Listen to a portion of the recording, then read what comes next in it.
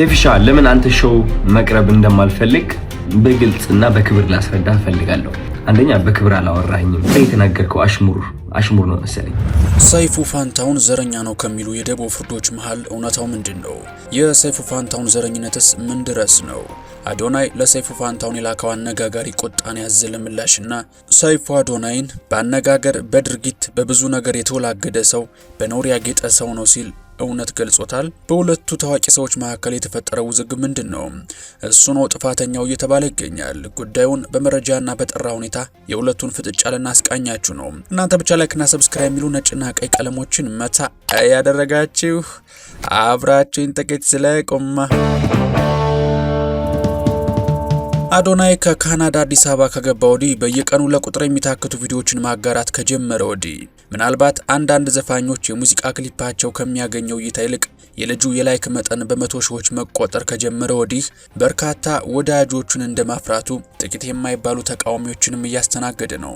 ነገሩ የባሰው እነዚህ ተቃዋሚዎቹ የታወቁ አርቲስቶችና የሚዲያ ሰዎች ጭምር መሆናቸው ነው። ከነዚህም ውስጥ ከህዝቡ የተኳረፉ ቲክታከሮች እንዲሁም ባልተጠበቀ መልኩ ሮፍናን ኑሪም ይገኝበታል። ሮፍናን የቲክታከሩን ሀሳብ የድድብና ዘመቻ እንደሆነ ያምናል። እውቀትን ወደ ጎን ያደረገ አላዋቂነትን ከባዶ ድፍረት ጋር ያዋሃደ አጉል ጀብድ እንደሆነ ተሰምቶታል። ቲክታከሩን የሚቃወሙ ቪዲዮዎችንም ደግሞ ሲያጋራቸው ተስተውሏል። አረ የልጁ ተቃዋሚ ሮፍናን ብቻ አይደለም፣ ሰይፉ ፋንታሁንም ከሰሞኑ ስሙን ሳይጠቅስ የሱ አይነት ስብዕናና ኮንተንት ያላቸው ሰዎችን አጥብቆ ከሚቃወሙ ሰዎች መካከል ነው። ሰይፉ በተደጋጋሚ አሁን ላይ ሁሉም ባለሚዲያ ሆኗል፣ አስቸጋሪ ነው የሚል ቃል በጣም በተደጋጋሚ ከመናገሩ ብዛት ምናልባት ይሄ ሰው ብዙዎች በስልካቸው ራሳቸውን ማስተዋወቃቸው የሚያናድደው ሰው ነው ወይ ይሉታል። እውነቱም እሱ ይመስላል። ከ13 ዓመት በፊት ገደማ ሰይፉ በኢቢኤስ ሲጀምር ያኔ አይደለም ቲክቶክ ይቅርና በቅጡ ዩቲዩብ ላይ የሚጫኑ ቪዲዮዎች ፊልምና ሙዚቃ ብቻ ናቸው። በቴሌቪዥን እየታዩ የሚወደሱት እንደነ ሰይፉ ያሉ ጥቂት ግለሰቦች ብቻ እንደነበሩ ልብ ይለዋል። ታዲያ ሰይፉ ፋንታሁን አሁንም ከ13 ዓመት በኋላም ያንን ጊዜ ይናፍቃል። ሰይፉ ፋንታሁን ዘረኛ ነው ከሚሉ የደቦ ፍርዶች መሃል እውነታው ምንድነው? የሰይፉ ፋንታሁን ዘረኝነትስ ምን ድረስ ነው?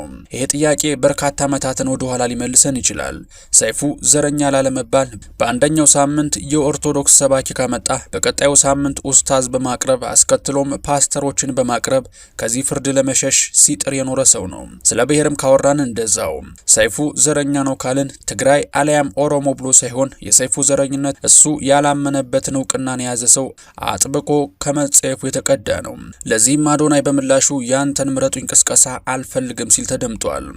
ሰይፉ ከሰሞኑ በተደረገለት የሽልማት ፕሮግራም ላይ የሱ ዓላማ ተመልካችና አድማጩን ማዝናናት ብቻ እንደሆነ ተናግሯል። በዚህም ፊልምና ሙዚቃ የሰሩ አርቲስቶችን እንዲሁም በበጎ አድራጎትና የተለየ ታሪክና ችሎታ ያላቸውን ሰዎች በመጋበዝ ይታወቃል።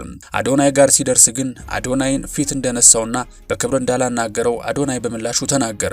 ህዝቡ ደግሞ ከማንም በላይ እሱ አዝናንቶናል በሚል ምረጡኝ ሳይል ታይቶ በማይታወቅ ቁጥር የሽልማት ውድድሩን እየመራ ይገኛል። በቪዲዮዎቹ ብዙዎች ተዝናንተዋል።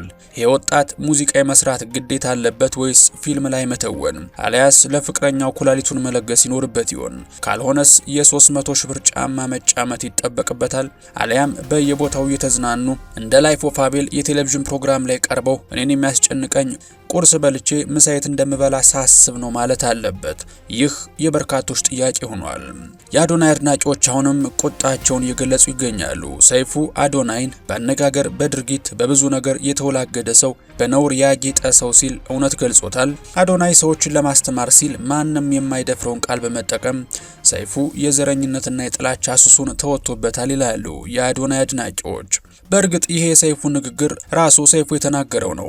ነገር ግን የአዶናይን ስም አለመጥቀሱን ልብ ይለዋል።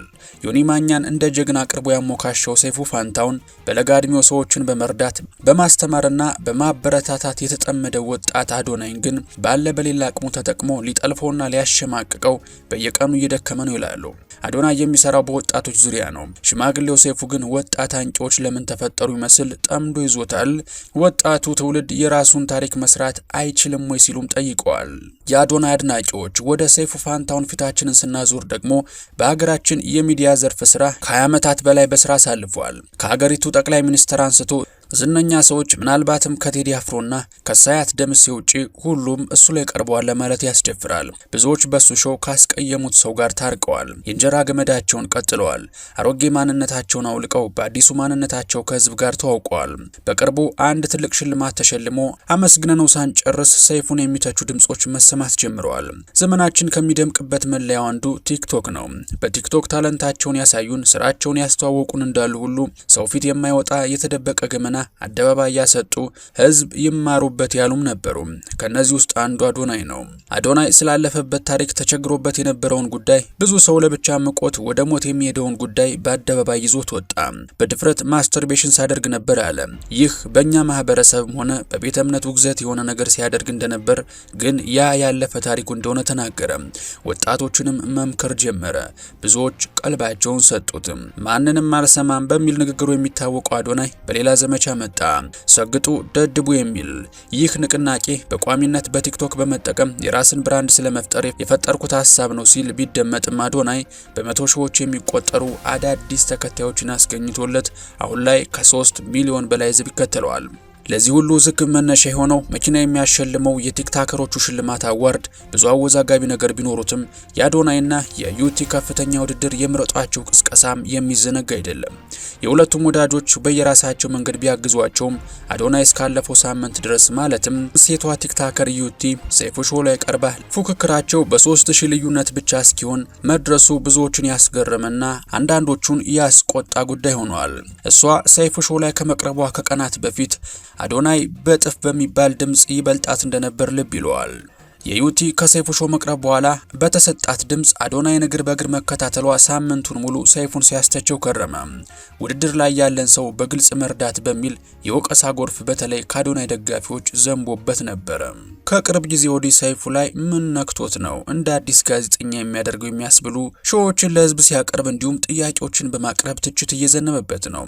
የቲ ከቀረበች በኋላ አዶናይ እንዲቀርብ በደጋፊዎቹ የተሞከረው ሙከራ ፍሬ ሳያፈራ ጭራሽ ወደ ሌላ ተካራ ተለውጧል። ሰይፉና አዶናይ በአካል እንደተገናኙና ሰይፉ ስርዓት በጎደለ ወይም ክብር ባነሰው መልኩ አዶናይን ሰላም ማለቱ እንዲሁም በቅርቡ አዶናይ በሰፊው የተንቀሳቀሰ ባለበት ጉዳይ ዲቻ ቦይስ ብሎ በሰየማቸው የወላይታ ልጆችን ለመርዳት ሰይፉ ላይ ቀርቦ ለመናገር ቢፈልግም ሰይፉ በልጆቹ መቅረብ ደስተኛ ባለመሆኑ ምክንያትና የሰይፉ ማናጀር ከአዶናይ ጋር ባለመግባባቱ አዶናይ ለሰይፉ መልስ እየሰጠ እንድናየው አድርጎናል። ይህ አለመሆኑ አዶናይ ቢያስቀይመውም ወይም ቢያበሳጨውም እሁድ በነበረው ፕሮግራም ሰይፉ በአሽሙር ስለኔ ተናግሯል በማለት የሰይፉን ንቀት የተሞላበት አቀባበልና ስለ ማስተርቤሽን በማውራት ምክንያት ሊያጠቃ ይሞክሯል በማለት ምሽቱን መልእክቱን አስተላልፏል። አዶናይ በመልእክቱ በግልጽ መከፋቱ እየታየበት ይህን መልእክት አስተላልፏል። እኔ ሰይፉ ላይ መቅረብ አልፈልግም ይላል። ከዚህ በፊት በአካል አግኝቸው በክብር አላወራኝም፣ ችላ ብሎኛል።